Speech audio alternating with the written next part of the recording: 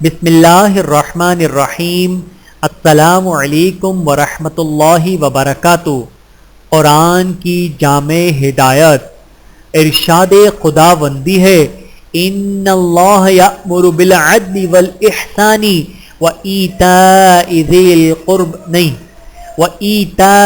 القربى وینہی عن الفحشاء والمنکر والبغی یعظکم لعلکم تذکرون۔ بے شک اللہ حکم دیتا ہے انصاف کا، احسان کا اور رشتہ داروں کو ان کے حقوق دینے کا، اور روکتا ہے بے حیائی، بدی اور ظلم سے۔